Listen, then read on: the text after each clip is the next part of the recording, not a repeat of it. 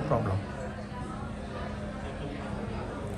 देखिए, मैं यहाँ लगातार इंडियन डायस्पोरा के लोगों से मिल रहा हूँ। हमारे साथ इंडियन ओवरसीज़ कांग्रेस के साथी बैठे हुए हैं और जहाँ भी लोगों से मिल रहा हूँ उनके मन में एक पीड़ा है, एक दर्द है कि इंडिया में जो कुछ घट रहा है, जो बंटवारे की राजनीति है, वो परदेशियों को भी तकलीफ़ दे रही है। यहाँ भी वो सीधे सीधे दिख रहा है। एक तरफ जहाँ राहुल गांधी जोड़ने की राजनीति कर रहे हैं, भारत को जोड़ने के लिए देश के कोने कोने में कन्याकुमारी से कश्मीर तक पैदल जा रहे हैं, वहीं सरकार जिसका काम था कि वो लोगों की पीड़ा में साथ खड़ी होती, लेकिन मणिपुर में जब लोग बंटे तो सरकार उनके साथ नहीं खड़ी हुई। हम सब ने तस्वीरें देखी कि किस तरह जलता हुआ मणिपुर आज भी अशांत है, लेकिन सरकार कुछ नहीं कर रही है, उनके चीफ मिनिस्टर्स कुछ नहीं कर रहे हैं, प्राइम मिनिस्टर एक लफ्ज़ बोलने को तैयार नहीं। मैं इंडियन पार्लियामेंट में हूँ और हम लगातार पार्लियामेंट में आवाज़ उठाते रहे, लेकिन सरकार ने एक शब्द नहीं बोला। इस समय राहुल गांधी लोगों की पीड़ा में लोगों के साथ खड़े हैं, किसानों के साथ, स्टूडेंट के साथ, मैकेनिकों के साथ, ट्रक ड्राइवर्स के साथ, उन सब लोगों के साथ। अगर इंडियन पार्लियामेंट में किसी को गाली दी जाती है तो जो काम स्पीकर को करना था, जो प्राइम मिनिस्टर को करना था, लीडर ऑफ हाउस को करना था, वो काम राहुल गांधी करते हैं, जाके उसे गले से लगाते हैं और कहते हैं कि मैं नफरत के बाजार में मोहब्बत की दुकान खोल रहा हूँ। तो उसी मिशन को लेकर, उसी कोशिश को लेकर के मैं एक इवेंट में आया था, मेरा पोएट्री का इवेंट था और मैं यहाँ लोगों से मिला हूँ। अच्छा लगा, बड़ी तादाद में यहाँ अप्रवासी भारतीय रहते हैं। मेरा उनसे निवेदन है, उनसे गुजारिश है कि इंडिया को आपकी ज़रूरत है। आप इंडिया को इन्फ्लुएंस करते हैं, अपने गांव के लोगों को इन्फ्लुएंस करते हैं, आप जिस मिट्टी से हैं वहाँ के लोगों को इन्फ्लुएंस करते हैं। अच्छा, जो इश्यूज इंडिया में चल रहे हैं, आपने उनका जिक्र किया और आप मेंबर ऑफ पार्लियामेंट है राज्यसभा में, आप इंडियन डायस्पोरा से क्या एक्सपेक्ट करते हैं? लेट अस से इन अ नटशेल, यू नो। नहीं, हमारा उनसे पहली जो गुजारिश है, एक्सपेक्टेशन है, वो यही है कि आप यहाँ अपने गांव से, अपने शहर से निकल के आए हुए वो लोग हैं जिसका एक यहाँ पे भी असर है और इंडियन कम्युनिटी में भी, वहाँ इंडिया में भी आपका इम्पैक्ट है। तो उसे यूटिलाइज़ करिए और प्लीज़, डेमोक्रेसी और कॉन्स्टिट्यूशन ख़तरे में है, उसे बचाने के लिए आपका रोल बहुत बड़ा है, आप उस रोल को निभाइए।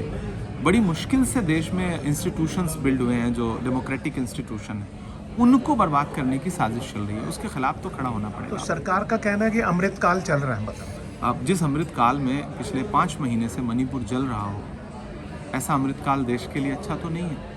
जिस अमृत काल में 80 करोड़ लोग 5 किलो राशन पे गुजारा कर रहे हो पिछले 3-4 साल से जी, उस अमृत काल को अच्छा तो नहीं माना जा सकता। जिस अमृत काल में चौराहों पर हिंदू, मुसलमान, सिख, ईसाई आपस में बैठ करके चाय ना पी सकें, मैं मतलब उस माहौल को बेहतर तो नहीं मान सकता मैं। हमने तो उस हिंदुस्तान में आंखें खोली थी। वो उदय प्रताप जी का एक शेर है कि कोई खुशबू ना कोई फूल ना कोई रौनक, उस पे कांटों की जहालत नहीं देखी जाती। हमने खोली थी इसी बाग में अपनी आंखें, हमसे इस बाग की हालत नहीं देखी जाती। हमने तो वो माहौल देखा था कि हमारी उंगली पकड़ करके कोई सीताराम चाचा हमें स्कूल ले जाया करते थे, लेकिन वो बहुत बदलाव आ गया है। कंट्री में कहीं ना कहीं एक नफरत ने अपना पैर पसार लिया है और उसको सिर्फ भारत जोड़ने की जो मुहिम है, जो मोहब्बत की मुहिम है, उसी से दूर किया जाता है। और उस कोशिश में राहुल गांधी को सलाम करता हूँ जो कोशिश कर रहे हैं। आप एक शायर हैं और पॉलिटिशियन बन गए, तो ये कैसे हुआ ये? देखिए, मेरा मानना है कि अब हिंदुस्तान में कुछ भी लिटरेचर हो या आर्ट हो, सब कुछ जो है वो पॉलिटिक्स के इन्फ्लुएंस में है। आप पत्रकारिता करने वाले, आप पत्रकार हैं, लेकिन आप देख रहे हैं कि कैसी पत्रकारिता हो रही है और कलम पर किस तरह से पहरे हैं, कलम का सर कलम किया जा रहा है। जो अच्छे पत्रकार हैं वो या तो अपना यूट्यूब चैनल चला रहे हैं या फिर बाहर हो गए मेन स्ट्रीम से। मेन स्ट्रीम में कौन बैठे हैं, चैनलों पर कौन बैठे हैं, जो एक एजेंडा लेकर के बैठे हुए हैं। तो हर चीज़ पे पहरा है।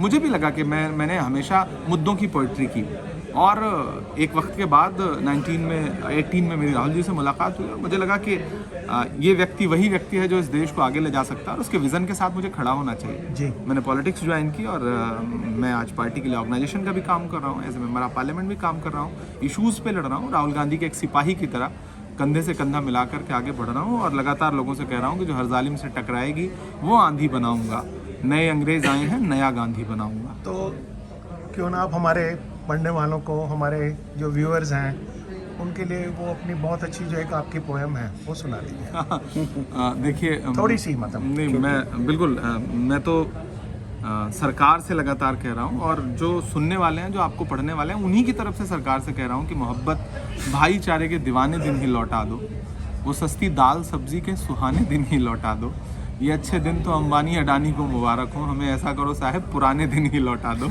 जो मनमोहन सिंह जी के समय में था, जो यूपीए के समय में था, जो कांग्रेस के समय में था। ज़रूरत उसकी है। आज हमसे 70 साल का हिसाब मांगने वाले जो लोग हैं वो अपनी चलाई हुई 2000 की नोट 7 साल नहीं चला पा रहे हैं और हमसे 70 साल का हिसाब मांग रहे हैं। इस देश में, कंट्री में, इंडिया में जो कुछ बिल्ड हुआ है, जो कुछ डेवलपमेंट है, जो कुछ निर्माण है, वो 1947 से शुरू करके 2014 तक किया है कांग्रेस ने। आपने तो सिर्फ बेचने का अच्छा ये बताइए, एंड में ये लास्ट है हमारा, कि इंडिया अलायंस का क्या फ्यूचर है अगले आने वाले चुनाव में, मतलब नेक्स्ट ईयर? अगर फ्यूचर ना होता तो प्रधानमंत्री जी इतने परेशान क्यों होते उस अलायंस से? पूरी भाजपा परेशान है। आप सोचो कि प्राइम मिनिस्टर जो है वो इंडिया लफ्ज़ जो उसके आने के बाद इंडिया का नाम बदल दो। जब संविधान सभा में डॉक्टर बाबा साहब अम्बेडकर ने कह दिया कि इंडिया दैट इज़ भारत, एक ही है, तो अब ये नई डिबेट खड़ी करना, इसका मतलब आप इंडिया अलायंस से परेशान है। प्रधानमंत्री जी की भाषा थोड़ी होनी चाहिए वो घमंडिया बोलते हैं, अर्बन नक्सल बोलते हैं, या फिर टुकड़े टुकड़े बोलते हैं, या फिर जंग लगा लोहा बोलते हैं। ये प्राइम मिनिस्टर के लेवल से बहुत नीचे की चीज़ है, लेकिन वो इंडिया अलायंस से इतना ज़्यादा परेशान है कि उस पर टिप्पणी कर रहे हैं। अच्छा, जैसे मिडिल ईस्ट में इतना झगड़ा चल रहा है, या आप बड़ी अच्छी तरह से उसको जानते हैं, इंडिया ने एब्सटेन किया है वहाँ पे कि भाई सीज फायर हो उसके ऊपर।